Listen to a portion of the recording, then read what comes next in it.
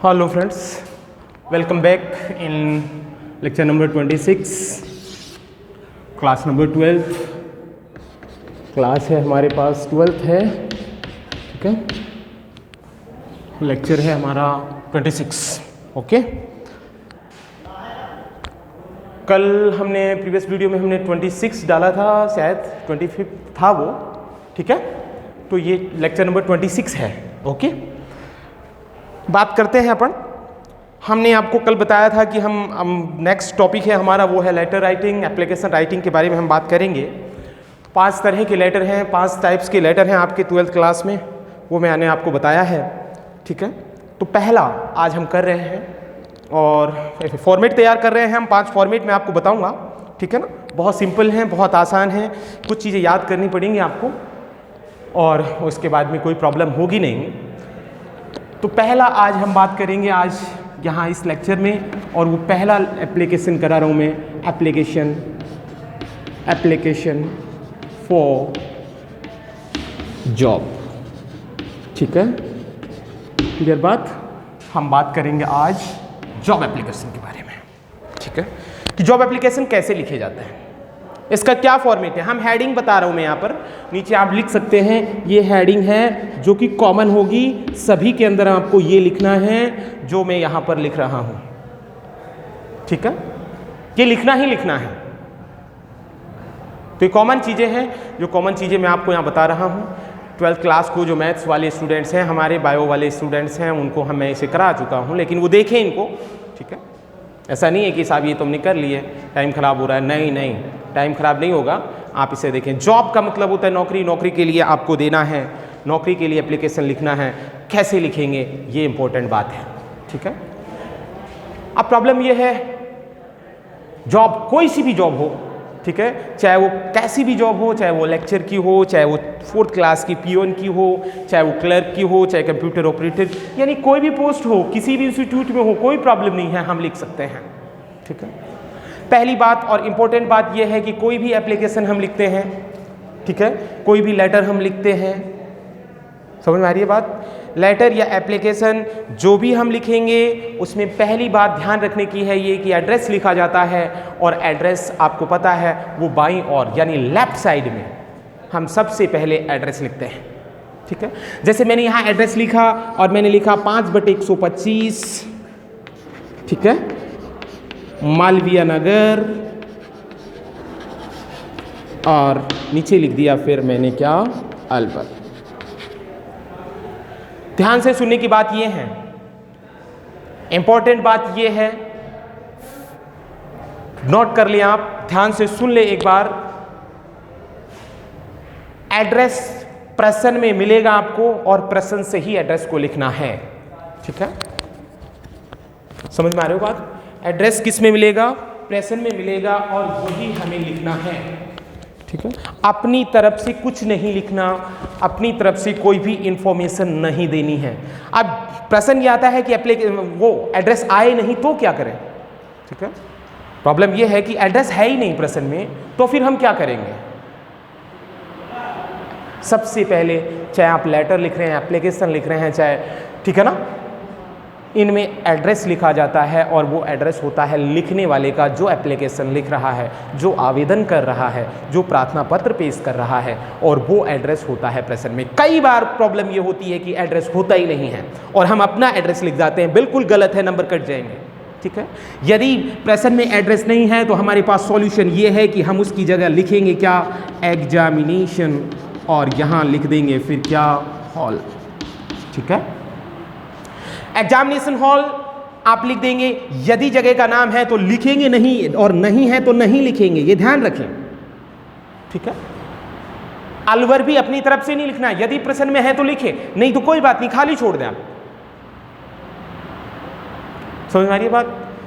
Address को इसी हिसाब से लिखना है, ये सिस्टम देख लें, ये लाइन, ठीक है, ऐसे है, और यहाँ तक आगे जो भी हम लिखेंगे बिल्कुल इधर कुछ नहीं जाएगा, इधर साइड कुछ नहीं होगा, जो होगा यही होगा, ठीक है। सबसे पहले यदि एड्रेस है तो सबसे पहले मकान नंबर, यदि हैं तो मकान नंबर के बाद लगाएंगे कॉमा, फिर मोहल्ले का नाम, नगर का नाम, कॉलोनी का नाम, और उसके बाद में उस शहर का नाम, यानी छोटे से बड़े क्रम की ओर चलेंगे। हो सकता है कि मकान नंबर नहीं हो, कोई बात नहीं है, तो सीधा ये लिखें मालवीय नगर, यानी मोहल्ले का नाम। हो सकता है मोहल्ले का नाम ही नहीं हो, सीधा लिखें क्या, अलवर। समझ में आ रही है बात? मकान नंबर यदि है तो मकान नंबर के बाद कॉमा लगेगा, कॉमा के बाद फिर मालवीय नगर, मालवीय में एम बड़ा और नगर में एन बड़ा। ठीक है, कोई भी हो, चाहे वो मालवीय नगर हो, चाहे अंबेडकर नगर हो, चाहे गांधी नगर हो, दो ग्रुप में नाम आएंगे, 2 वर्ड्स में नाम होंगे। ठीक है ना, जैसे मालवीय नगर, गांधी नगर, मोती नगर, महेश नगर, ज्योति नगर। ठीक है, इसी तरह मैंने कहा यहां होता मोती नगर, तो मोती में एम बड़ा, नगर में एन बड़ा। ये अलवर ठीक यहीं से लिखेंगे, ऐसा नहीं है कि अलवर आपने उठा के यहां पटक दिया, ये लो साहब अलवर, ऐसे नहीं करना है आपको। ये ही अलवर को ठीक यहां से लिखेंगे, अगली लाइन से अलवर, और ये क्रम चलता रहेगा। कोई लाइन इधर ये छोटी बड़ी हो जाती है, कोई प्रॉब्लम नहीं है, लेकिन इधर नहीं होनी चाहिए। ठीक है, बात आ रही है समझ में? इसके बाद डेट लिखेंगे। हम बात कर चुके हैं फॉर्मल या इनफॉर्मल रिप्लाईज में कि डेट, इनविटेशन में कि डेट किस तरह से हमें लिखनी चाहिए। ठीक है, समझ में आ रही है बात? तो 2 तरीके से डेट हम लिख सकते हैं। आप इस तरह से लिख सकते हैं, मैंने लिखा 25 मार्च 2020। ठीक है, ये 2 तरीके से मैंने आपको बताया है, और वो 2 तरीके की डेट ये हैं। ठीक है, या तो आप लिखें जैसे ये लिखा 25 मार्च 2020, या आप ऐसे लिखें मार्च और इसके बाद 25 कॉमा लगाएं 2020। ठीक है, ये दोनों ही सही हैं, ये दोनों ही तरीके सही हैं। कभी भी डेट ऐसा ना लिखें, आप ऐसे लिखते हैं डेट कि आपने ये कहा, ये रही साहब DATE, और ये लिखा और लिख दिया 25/3/2020। ठीक है, ऐसे नहीं लिखना है आपको। डेट ऐसे भी नहीं लिखना है कि 25/03/2020, ऐसे कृपया करके नहीं लिखना है। 2 तरीके से डेट लिखेंगे। यदि महीने का नाम पहले लिखेंगे तो डेट के बाद कॉमा लगाना ही पड़ेगा, यदि कॉमा नहीं लगाया तो फिर गलत है। ठीक है, बात मेरी समझ में आ रही है? अच्छी तरह से समझ ले। ठीक है, गलती नहीं करनी है। डेट 2 ही तरीके से मेंशन कर सकते हैं, किसी भी तरीके से, चाहे इस तरीके से करें चाहे इस तरीके से करें। यहां पर भी यदि एड्रेस नहीं हो तो डेट उस फिर भी लिखनी है, और जैसे मैंने यहां लिखा डेट मार्च 25, 2020। ठीक है, क्लियर होगी बात? ये रही डेट का खेल। डेट में कोई गड़बड़ नहीं चाहता। आप कहेंगे साहब डेट कहां से लिखेंगे? डेट कहीं नहीं मिलेगी, ये डेट होगी डेट ऑफ एग्जामिनेशन। जिस दिन आपका पेपर होगा उसी दिन की डेट लिखनी है, प्रश्न में नहीं मिलेगी, अपनी तरफ से लिखनी है। डेट लिखने के 2 तरीके हैं, दोनों मैं आपको बता चुका।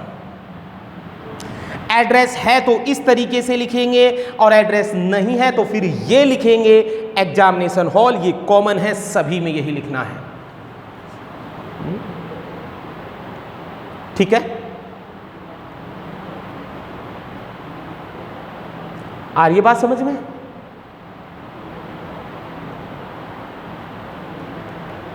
पैटर्न ये रहेगा, इसी हिसाब से लिखना है, कोई गड़बड़ नहीं करनी। ठीक है, आगे बढ़ते हैं। एक लाइन इसके बाद हम खाली छोड़ेंगे, 1 भी छोड़ सकते हैं, 2 भी छोड़ सकते हैं, अकॉर्डिंग टू द स्पेस, जितनी आपके पास जगह है। सुंदर लगना चाहिए, अच्छा लगना चाहिए, सिस्टमेटिक होना चाहिए। कोई लाइन इधर नहीं जाएगी, लाइन ठीक यहीं से शुरू करेंगे। ठीक है, मैं ये नहीं कह रहा कि बिल्कुल नाप के करें, थोड़ा बहुत हो जाए कोई फर्क नहीं पड़ता। मैं ये नहीं कह रहा कि इंच टेप लगाए, फीता लगा के नापें, इसकी आवश्यकता नहीं है। लेकिन भद्दा ना लगे, ऐसा नहीं अलवर उठाया यहाँ लिख दिया, डेट उठाई यहाँ लिख दी, उल्टा पुल्टा हो रहा है, कोई मतलब नहीं है, सेंसलेस हो रहा है। नेक्स्ट, दूसरे नंबर पर सेकंड स्टेप हमारा आएगा, और इसमें हम लिखेंगे एड्रेस, एड्रेस लिखेंगे, और वो लिखेंगे जिसको हम जॉब एप्लीकेशन लिख रहे हैं, जिसके वहां हम आवेदन कर रहे हैं। और इसका बता दूं ये बात कि 100% प्रश्न में मिलेगा, इसके बिना आप जॉब एप्लीकेशन नहीं लिख सकते। आप कहते जॉब एप्लीकेशन लिख दो और आपको पता ही नहीं है लिखूं किसको, ठीक है ना, तो वो तो निश्चित रूप से एड्रेस मिलेगा। तो यहां मिलेगा प्रश्न से जो ही लिखना है। मैंने लिखा, यहां पर लिखा द प्रिंसिपल, ठीक है। इसके नीचे मैंने लिखा नवीन सीनियर सेकेंडरी स्कूल, और इसके नीचे हमने लिखा क्या, मालाखेड़ा। 3 स्टेप में होगा, ध्यान रहे। पहली लाइन में एड्रेस की पहली लाइन में पोस्ट का नाम, जिस पोस्ट पर व्यक्ति बैठा है उसका नाम प्रेजेंट में आएगा, वही लिखना है और कुछ नहीं जोड़ना आगे। दूसरे स्टेप में वो किस संस्था का है, वो संस्था का नाम लिखना है, और तीसरे स्टेप में जाके केवल स्थान या शहर का नाम लिखना है जिस शहर में वो है। ऐसा नहीं है कि the principal Naveen senior secondary school, यहां तक लंबी लाइन खींच दी आपने, ये नहीं करना। ये स्टेप बनाने, 3 स्टेप बनाने हैं इसमें भी, ठीक है। क्लियर होगी बात? 3 स्टेप बनाने हैं। आप चाहे प्रिंसिपल हो, चाहे मैनेजर हो, कोई भी हो, प्रेशर में मिलेगा। द ब्रांच मैनेजर मैंने कहा, ठीक है। जैसे मैं कह रहा हूं the branch manager state bank of India, कहां पर, मालाखेड़ा में। सपोज करिए आप मालाखेड़ा के स्टेट बैंक के मैनेजर को लिए एप्लीकेशन लिख रहे हैं, जॉब के लिए आवेदन कर रहे हैं, तो कैसे लिखेंगे, the manager state bank of India, और नीचे लिख देंगे क्या, मालाखेड़ा। बात मेरी समझ में आ रही होगी, ढंग से सुन ले, समझने का खेल है ये। मैंने कहा है कि एप्लीकेशन और लेटर सभी स्टूडेंट लिखते हैं, ठीक है ना। जो 12th क्लास के एग्जाम में अपीयर होगा, जो भी एग्जाम देगा, वो ये जरूर लिखेगा, और ये नहीं लिखेंगे तो फेल हो जाएंगे। लेकिन इसमें 7 नंबर किसी को मिलते हैं, किसी को 3 मिलते हैं, किसी को 4। हम 7 नंबर के लिए बात कर रहे हैं, 2-3 नंबर नहीं लेने। वो लेने हैं तो वो तो वैसे ही आ जाएंगे, कैसे भी लिख देना, ठीक है। 7 नंबर कैसे आए, कोई एरर नहीं चाहिए हमें, इसमें कोई गलती नहीं होनी चाहिए, कोई मिस्टेक नहीं होनी चाहिए, ठीक है। तो ये हुआ आपका दोनों एड्रेस, और हमने अपनी तरफ से कुछ नहीं लगा है, ये दोनों ही हमने किस से लिखे हैं, प्रेजेंट से लिखे हैं। ये भी एड्रेस हमने कहाँ से लिखा है, ये भी प्रेजेंट से ही लिखा है, ठीक है। टीपना है, सिस्टम से टीपना है, ठीक है। आगे बढ़ते हैं, एक लाइन फिर आप यहां खाली करेंगे, यानी खाली देंगे, फिर लिखेंगे सब्जेक्ट, ठीक है। और सब्जेक्ट आप लिख देंगे an application for the post of. अब यहां खाली जगह, और यहां आ जाएगा क्या, पद का नाम, और वो कहां मिलेगा आपको, प्रेजेंट से, जिस पोस्ट के लिए आप आवेदन कर रहे हैं, ठीक है। जिस पद के लिए आप आवेदन कर रहे हैं उसका आप यहां लिख दोगे, क्या लिख दोगे, नाम लिख दोगे, बराबर, ठीक है। ये हुआ सिस्टम। एक लाइन फिर खाली करेंगे, देखिए ये है, ये इसी तरह से लिखना है, ठीक है। मैं एक बार समझा रहा हूं, फिर बार बार ये गलतियां करेंगे, ठीक है ना, फिर वो चीज बर्दाश्त नहीं है, गलती नहीं होनी चाहिए, आपको मुझे फॉलो करना ही पड़ेगा। ध्यान से सुन लें, अच्छी तरह सुन लें, एक बार सुन लें और उसे अपने दिमाग में अच्छी तरह से बिठा लें। उसके बाद ये प्रश्न करने हैं। 2 एड्रेस हुए, अब मुझे ये मिटाना पड़ेगा क्योंकि अब जगह नहीं है, मैं ऊपर लिखूंगा, लेकिन ये ठीक ऐसा ही चलेगा, ठीक ऐसा चलेगा, ठीक, इधर कुछ नहीं लिखना है। प्रश्न में एड्रेस आएगा तो ये उसे लिखेंगे, नहीं आएगा तो ये फिक्स है आपके पास। ये एड्रेस प्रश्न में मिलेगा ही मिलेगा, और इसे आपको प्रश्न से ही लिखना है, ठीक है। अब मैं मिटा रहा हूं, देखिए नीचे एक लाइन यहां, एक लाइन यहां खाली छोड़ के अगली लाइन से हम लिखेंगे। मैं ऊपर आ रहा हूं, ऊपर लिख रहा हूं क्योंकि दिखाई नहीं देगा, ठीक है। ऊपर लिख रहा हूं और वो ये है,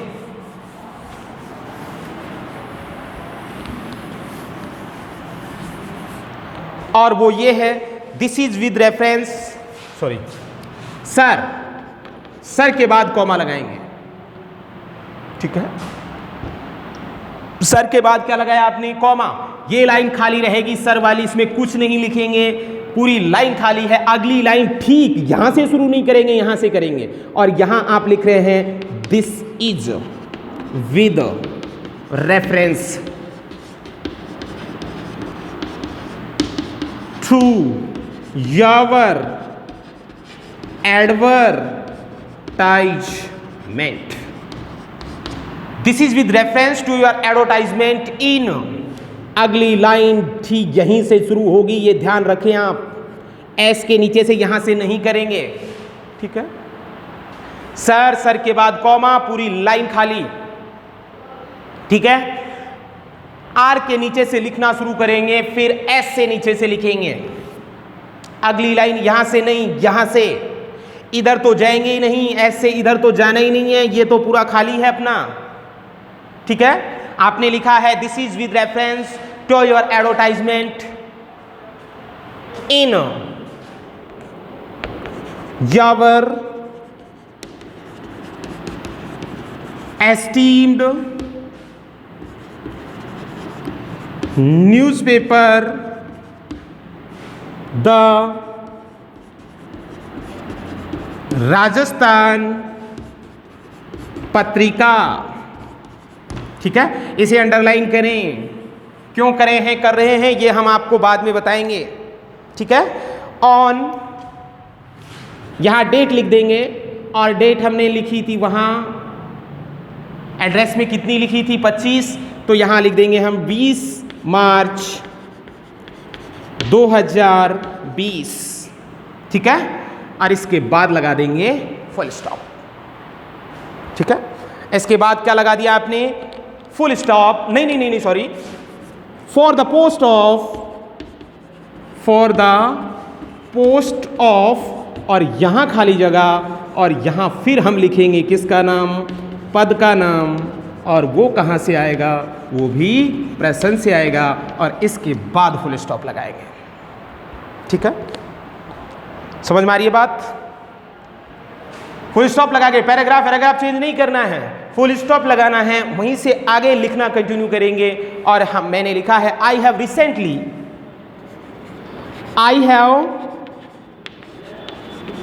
रिसेंटली कंप्लीटेड माई, और यहां आप लिख देंगे लास्ट क्वालिफिकेशन। अब ये लास्ट क्वालिफिकेशन कैसे लिखेंगे यह हम बात करेंगे, एक बार लिखें आप, ठीक है। विद मोर देन 70% मार्क्स,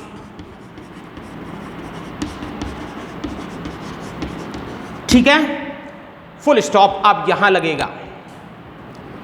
इसके बाद में खाली लाइन देंगे 2, ये हम बात करेंगे ये 2 लाइनों में क्या लिखना है, लेकिन ये बात करेंगे, एक बार फॉर्मेट तैयार करें, क्योंकि वीडियो में इतना कम समय मिलता है, हम पूरी बातें नहीं बता सकते। नेक्स्ट वीडियो में, वीडियो नंबर 27 में हम इसके बारे में फिर और बात करेंगे, ठीक है ना। आप यहां तक इसे लिखते रहें। जो मैं आज फॉर्मेट लिखा रहा हूं फिक्स फॉर्मेट है, ये हर तरह के जितने भी जॉब एप्लीकेशन, किसी भी पोस्ट के लिए कहीं पर भी आप आवेदन करना चाहते हैं, हम इसी फॉर्मेट को यूज करने वाले हैं, या हम इसी फॉर्मेट को यूज करेंगे। अंडरस्टैंड, ठीक है। आ रही है बात मेरी समझ में, यही हम इसमें कोई चेंज नहीं करेंगे। आगे आइए, नेक्स्ट, नीचे से, ठीक है, नीचे से लिखेंगे I can assure you, I can assure you of my best service, comma लगाएंगे, if I am provided the said post, अब लगा देंगे फुल स्टॉप, ठीक है। फुल स्टॉप, पैराग्राफ चेंज करेंगे, अगली लाइन से लिखेंगे, ठीक है। ये ध्यान रखना है हमें, ये पूरा खाली है ऊपर तक, इधर लाइन नहीं घुसनी चाहिए, नहीं जानी चाहिए, ठीक है। क्लियर। आगे अगली लाइन से लिखेंगे I am enclosing my bio data here with for your partial, ठीक है, here with for your partial, फिर फुल स्टॉप लगा देंगे। अगली लाइन से लिखेंगे ठीक आगे से और वो लिखेंगे नीचे थैंकिंग यू, ठीक है। एक लाइन खाली देंगे और फिर लिखेंगे योर्स फेथफुली, और फिर यहां आ जाएगा क्या, नाम।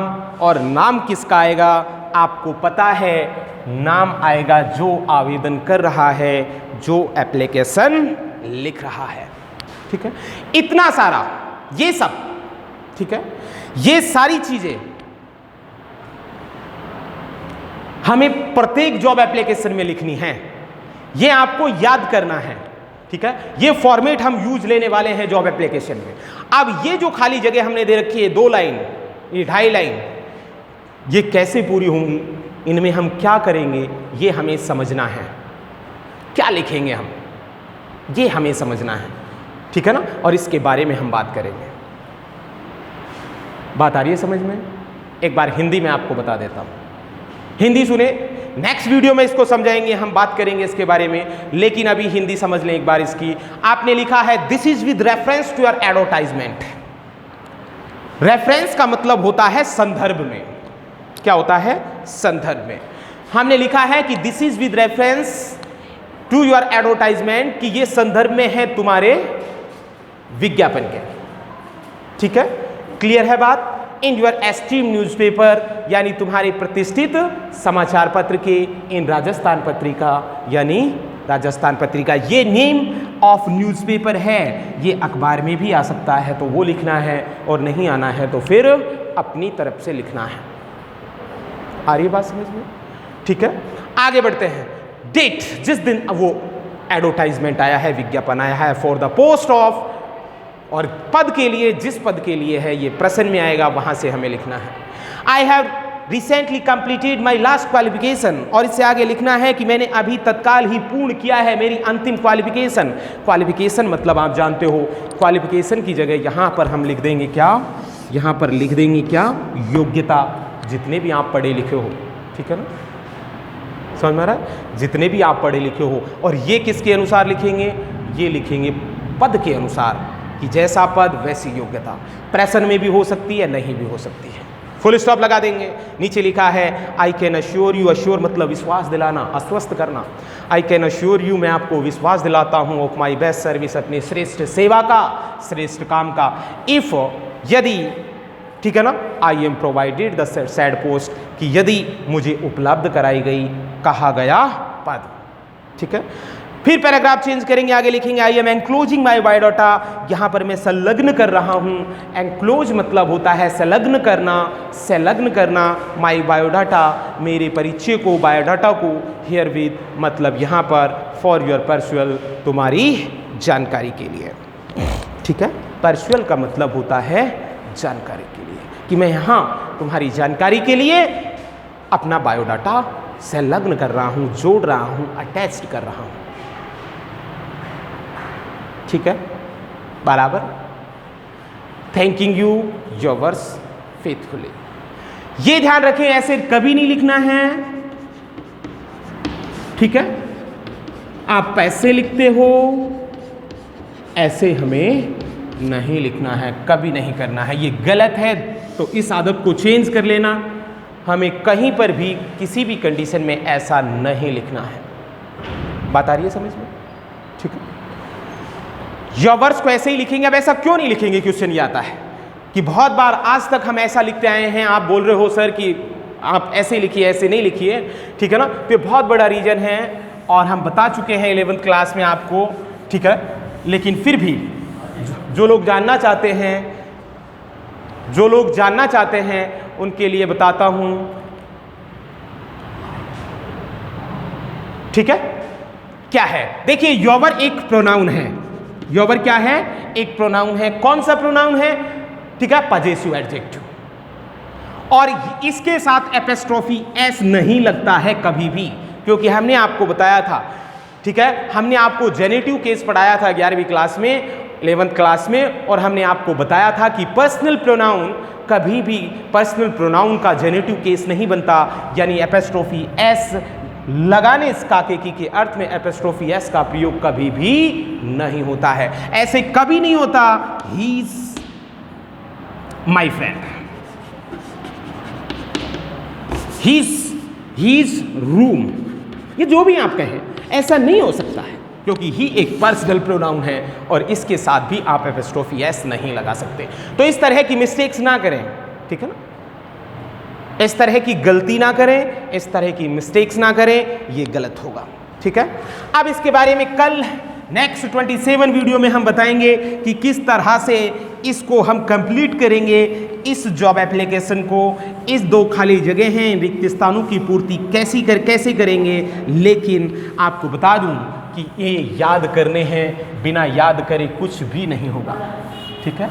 You have to come out by heart, ठीक है, याद कर ले इन्हें, इस फॉर्मेट को याद कीजिए। दुनिया का कोई भी एप्लीकेशन लिखेंगे, गारंटी देता हूं नेक्स्ट वीडियो को देखने के बाद, ठीक है, लेक्चर नंबर 27 आप देखिए, और उसके बाद कोई भी किसी भी पोस्ट के लिए, ठीक है ना, एलिजिबल हो जाएंगे, आपके अंदर एबिलिटी आ जाएगी जॉब एप्लीकेशन लिखने की, ठीक है। बहुत सिंपल और बहुत आसान है, खत्म, ठीक है। मिलते हैं तो 27th वीडियो के साथ। जब तक आप इसे याद करें, इसे पढ़ें, समझने का प्रयास करें, नहीं समझ में आता है कोई बात नहीं है, हम फिर बात करते हैं, ठीक है, 27th वीडियो में। Thank you for watching.